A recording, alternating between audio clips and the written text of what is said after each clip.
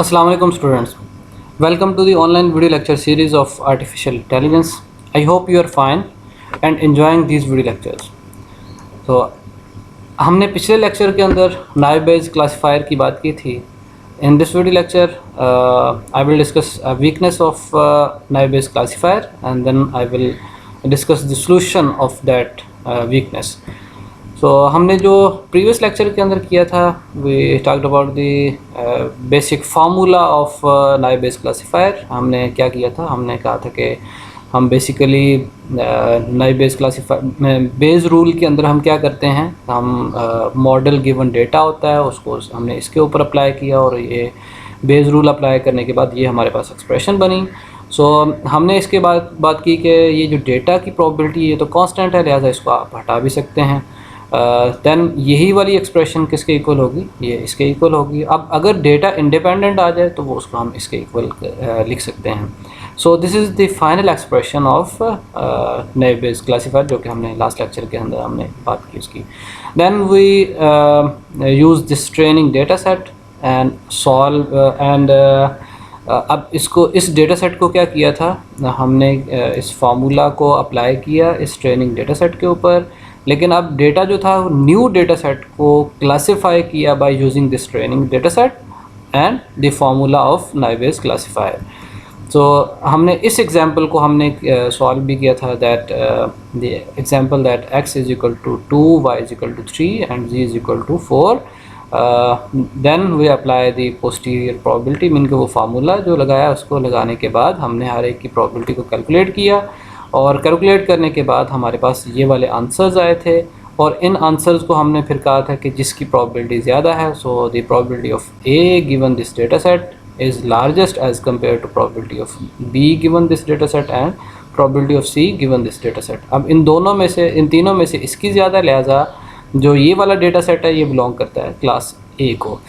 सो अब हम आज के लेक्चर के अंदर इसकी ज़रा वीकनेस को देखते हैं. Just classify this data set. अब हम इसको क्लासीफाई करेंगे, देन यू विल रियलाइज़ कि हमारे पास जो है ना वो बेसिक इसकी वीकनेस क्या है. जब हम इस डेटा सेट को क्लासिफाई करेंगे तो data set, new data set हमारे पास अब क्या है, that x is equal to 1, y is equal to 2 and z is equal to 2. अब क्या करेंगे, हम इसको क्लासिफाई करेंगे और देखेंगे कि क्या प्रॉब्लम क्या आता है इसके अंदर. So to calculate the class of this data, अब क्या करेंगे, हम उसी फार्मूला के ऊपर जाएंगे जो कि नाइव बेस क्लासिफायर का है.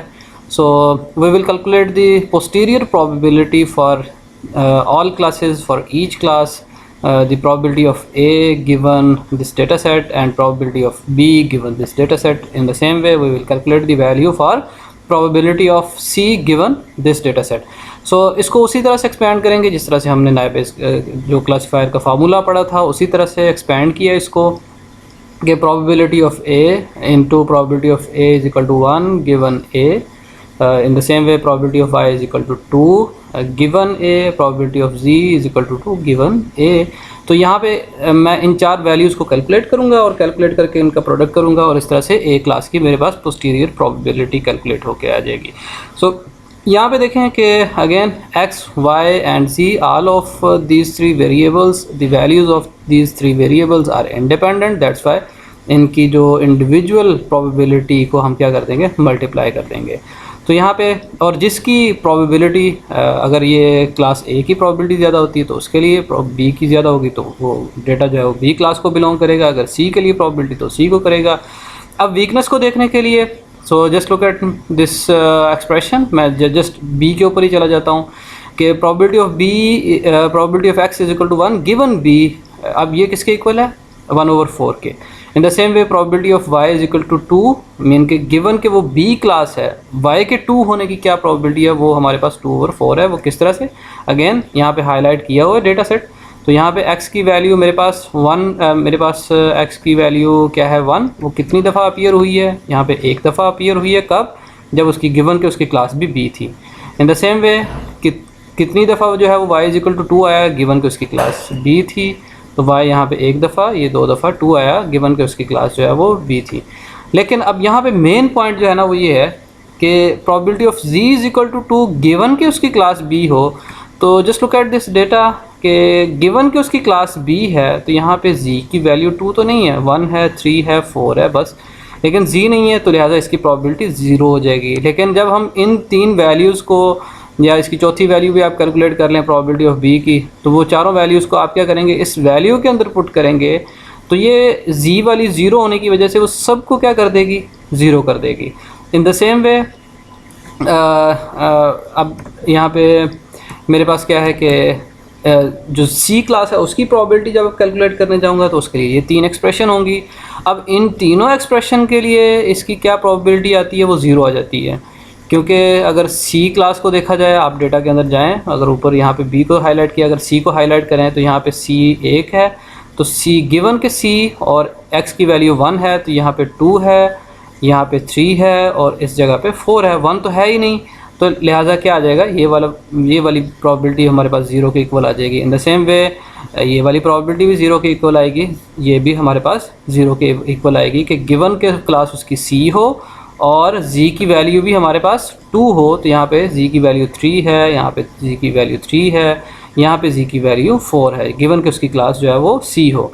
तो यहाँ पे इन सारी की सारी प्रोबेबिलिटी 0 आ जाती हैं। अब क्लास अगर आप अब इन तीनों वैल्यूज़ को क्या करें, अगेन आप क्या करें, पुट करें इन एक्सप्रेशंस के अंदर, ये वाली जो एक्सप्रेशन है, तो यहाँ पे B की भी प्रोबेबिलिटी 0 हो जाएगी, मतलब posterior probability for this expression, कि ये वाली जो हम पोस्टीरियर प्रोबेबिलिटी कैलकुलेट करने जा रहे हैं ये 0 हो जाएगी और ये C वाली भी 0 हो जाएगी।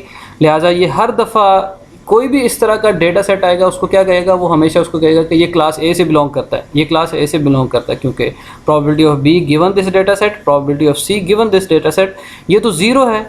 अब 0 क्यों है, क्योंकि उसका डेटा ही अवेलेबल नहीं है। अगर किसी चीज़ का डेटा ही अवेलेबल नहीं है तो उसकी प्रोबेबिलिटी किस तरह से हम कर लेंगे। तो अब ये जो मेन इसकी वीकनेस क्या है कि अगर हमारे पास उसका डेटा ही अवेलेबल नहीं है तो वो क्या कर देगी, उसकी प्रोबेबिलिटी पोस्टीरियर प्रोबेबिलिटी को 0 कर देगी, और जब पोस्टीरियर प्रोबेबिलिटी 0 हो जाएगी तो उसकी क्लासिफिकेशन के लिए क्या करेगा, वो एक हमेशा कोई बायसनेस शो करवाएगा कि क्लास A के अंदर ही हर आने वाली वैल्यू को असाइन करता जाएगा। तो ये एक उसके अंदर वीकनेस थी। तो अब हम देखते हैं कि इस वीकनेस का क्या सलूशन है, क्या तरीक़ाकार है कि इसको हम क्या करें, ओवरकम कर सकें। तो इसका सलूशन अब इस स्लाइड के अंदर थोड़ा सा मेंशन भी किया गया है कि just look at this point that in this case we clearly must select category A as the best choice for the data। मैंने अभी जो है ना वो क्लास A के लिए प्रोबेबिलिटी कैलकुलेट नहीं की, वो आप कैलकुलेट करें उसकी कोई वैल्यू आती है, यानी कि उसका 0 नहीं आता आंसर। तो ये क्यों हुआ, this happen due to insufficient training data, मतलब ट्रेनिंग डेटा उसका नहीं था, इनसफिशेंट है, सफिशेंट डेटा हमारे पास नहीं है, तो इस वजह से उसने क्या कर दिया, उसको हमेशा वो क्लासीफाई करेगा A क्लास के अंदर, उसको रॉन्ग कैटेगरी के अंदर। So this problem can be avoided by using M estimate. तो अब हम M एस्टीमेट की बात करेंगे कि ये किस तरह से काम करता है और ये क्या है कि जिसके थ्रू हम क्या करते हैं, इस वीकनेस को हम ओवरकम कर सकते हैं। So here is the expression for M estimator, mean के we must estimate likelihood using the following formula। so here is the formula A plus M multiplied by P divided by B plus M। तो ये हमारे पास जो है वो formula हमारे पास है M estimate का, जो कि लाइकलीहुड हम इस तरह से कैलकुलेट करेंगे। सो अब यहाँ पे देखते हैं कि हमारे पास A क्या है, हमारे पास B क्या है, M क्या है, P क्या है, हम इस चीज़ को देखते हैं। फॉर अब देखें कि अब किस तरह से, for P of X is equal to 1 given A। अब A इस एक्सप्रेशन के लिए क्या होगा, मीन के उसने बात की है लाइकलीहुड की। तो लाइकलीहुड क्या होता है, हम तो कैलकुलेट करते हैं पोस्टीरियर प्रोबेबिलिटी, लेकिन पोस्टीरियर प्रोबेबिलिटी जो है वो इज इक्वल टू होती है likelihood multiply by prior probability. So ये जो है ये हमारे पास लाइकलीहुड है। अब ये इस लाइकलीहुड की वैल्यू कैलकुलेट करने के लिए हम ये वाली एक्सप्रेशन यूज़ करेंगे।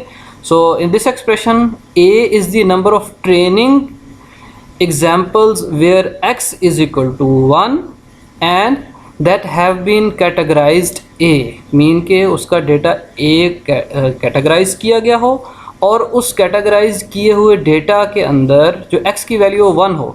So just look at this point के in this data there are 8 rows for class A, और इस 8 रोज़ में से कितनी रोज़ ऐसी हैं जिनके अंदर x इज इक्वल टू 1 है। मीन कि हम किसकी वैल्यू कैलकुलेट करने जा रहे हैं, probability of x is equal to 1 given a, this इस लाइक्लीहुड फंक्शन की। तो क्या कहता है कि उसकी क्लासेस a के अंदर कितनी दफ़ा जो है ना वो हमारे पास 1 अपीयर होता है, ये हमारी a की वैल्यू है which is 2। So a is the number of training examples where x is equal to 1 and that have been categorized as a which is equal to 2. So b is the number of items of training data that were given classification a which is 8। Main के उसको पूरा data set हमारे पास है और उसके अंदर a जो क्योंकि गिवन क्लास a है तो a कितनी दफ़ा उस क्लास के अंदर अपीयर हुई उस डेटा के अंदर, तो 8 दफ़ा यहाँ पे a आया है तो यहाँ पे इसकी वैल्यू b की वैल्यू हमारे पास क्या हो जाएगी, वो 8 हो जाएगी। सो अब p और m क्या है, p is prior estimate of the probability in the absence of other information assume a uniform prior। यहाँ पे हम यूनिफॉर्म एक वैल्यू ले लेंगे और वो किसके इक्वल होगी, p is equal to 1 over k के इक्वल। तो यहाँ पे k की वैल्यू क्या है, what is the value of k, where k is the number of values that the attribute x can take. Mean हम इसकी वैल्यू कैलकुलेट करने जा रहे हैं, x is equal to 1। So for this likelihood function what will be the value of p हमारे पास क्या आएगा, p हमारे पास आएगा कि जो वेरिएबल x है वो कितनी पॉसिबल वैल्यूज़ जो है वो ले सकता है। यहाँ पे अपने डेटा को दोबारा फिर देखें कि डेटा x, इस डेटा के अंदर x can take value 1, it can take value 2, it can take value 3, in the same way it can also take the value 4। अब यह यहाँ पे हमारे पास 1 से लेकर 4 तक मीन के चार इसकी पॉसिबल वैल्यूज़ हैं जो कि x जो है वो अपने अंदर उसको सेव कर सकता है। So the value of p for this likelihood function is equal to 1 over 4, k is equal to 4 कि x जो है वो 4 पॉसिबल वैल्यूज़ ले सकता है। इन द सेम वे हमारे पास m क्या है, जो लास्ट चीज़ है इस एक्सप्रेशन के अंदर, m is equivalent sample size, कोई भी हमारे पास कांस्टेंट वैल्यू हम ले लेंगे। अब देखते हैं कि इसके अंदर हमने p की वैल्यू 1 ओवर 4 लिखी है और m की वैल्यू मैंने 5 ले ली, कोई भी आप क्या कर लेंगे, कोई कांस्टेंट वैल्यू ले लेंगे। अब मैं क्या करता हूँ, उसी डेटा सेट को जो कि हमने लिखा था ये वाला, आई will calculate the posterior probabilities by using this m estimator which calculate these likelihood functions through this expression. और इन एक्सप्रेशन के अंदर a क्या है, m क्या है, p क्या है, ये b क्या है, इनको हमने देख लिया। इसको आप दोबारा फिर एक दफ़ा रिवाइज़ करके देखेंगे क्या क्या वैल्यूज़ हैं इसकी। So I will calculate these expression for this data. अब इसके अंदर हम किस तरह से होगा वो उसको देख लेते हैं।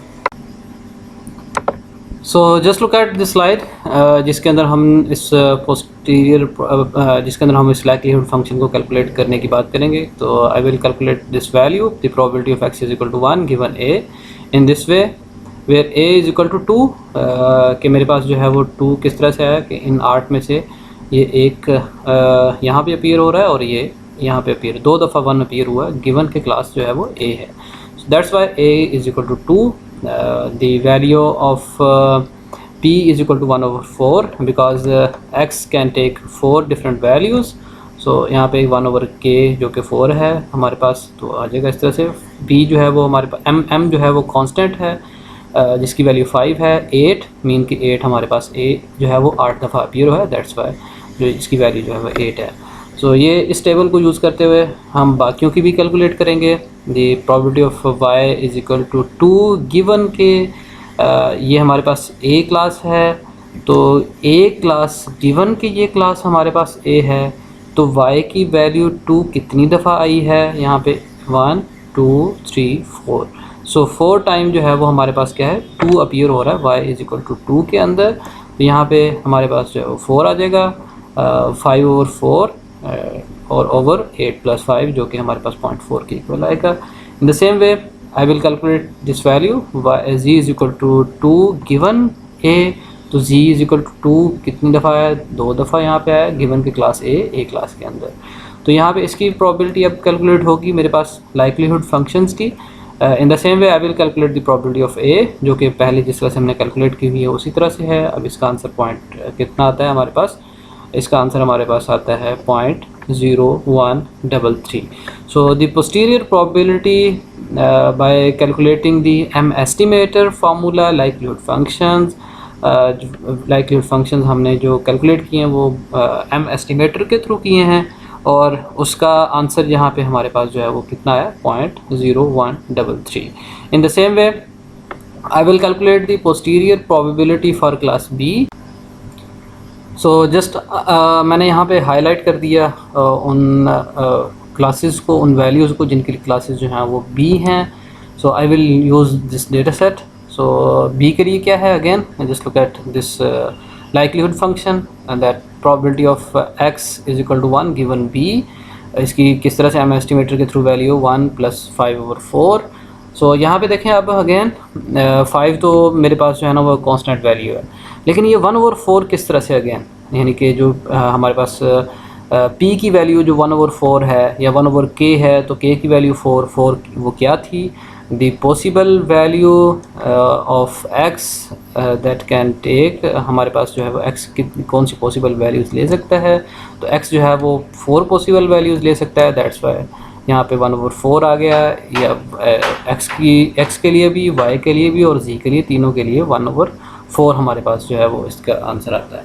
तो इसी तरह से y = 2 कितनी दफ़ा अपीयर हुआ है, तो 2 देखें यहाँ पे एक दफ़ा, यहाँ पे एक दफ़ा, यहाँ पे 2 दफ़ा आया है, जबकि क्लासेस जो हैं वो हमारे पास B हैं. इन द सेम वे जो z जो है वो =2 हमारे पास यहाँ पे z =2 एक दफ़ा भी नहीं आया कि उसकी क्लास B हो. B क्लास के होते हुए z की वैल्यू जो है वो ये हमारे पास नहीं आई, तो यहाँ पे इस वजह से 0 लिख दिया, और इस तरह से उसकी हम लाइक्लीहुड फंक्शन कैलकुलेट कर सकते हैं. Then I will put these values in my posterior probability calculation formula. तो उसके अंदर again probability of B calculate की जाएगी. B अगेन हमारे पास 4 है, 4 दफ़ा B आया, गिवन के टोटल नंबर ऑफ़ डेटा जो है हमारे पास 15 है. और इसी तरह से इन तीन वैल्यूज़ को जब हमने पुट किया तो इसके लिए इसकी प्रोबेबिलिटी जो है वो इस तरह से कैलकुलेट होकर जो आती है वो हमारे पास 0.0034. तो इसके लिए कितनी थी हमारे पास 0.01 और उसके लिए 0.00, लेकिन वो एक बिल्कुल ज़ीरो वाला जो फैक्टर था वो हमारे पास क्या हो गया, वो हमारे पास ख़त्म हो गया.